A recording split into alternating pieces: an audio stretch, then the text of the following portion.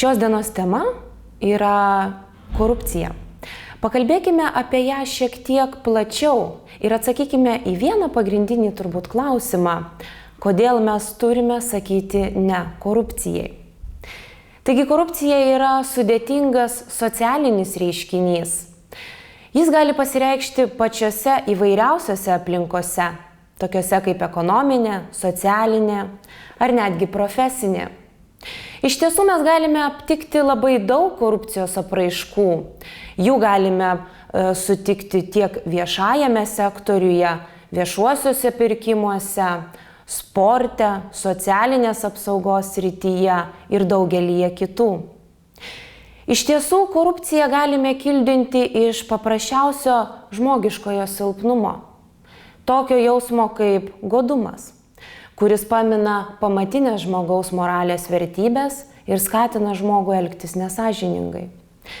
Dažniausiai visuomeniai priskiriamas aukos vaidmuo, kaip labiausiai nukenčiančio dalyvio dėl korupcijos apraiškų, tarsi kempinė sugeriančio visuomenėje patiriamą žalą ir pasekmes dėl korupcijos. Panagrinėkime korupcijos atsiradimo priežastis. Jas galime išskirti į 4 pagrindinius blokus. Pirmoji būtų socialinės.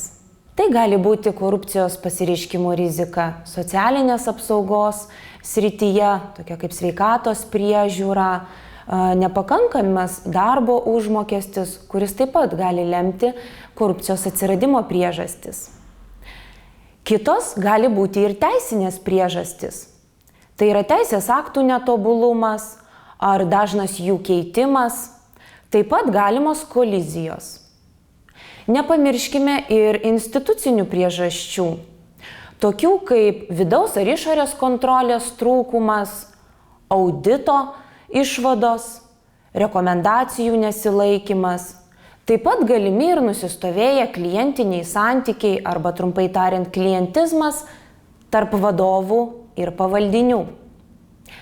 Viena turbūt svarbiausių korupcijos atsiradimų priežasčių galėtume įvardinti visuomenės pilietiškumo stoką, kuri ir yra bene pagrindinė priežastis, kodėl žmonės, būna kartais nesąžiningi ir taip, neatlikdami savo pilietinių pareigų, iš tikrųjų prisideda prie korupcijos masto didinimo šalyje.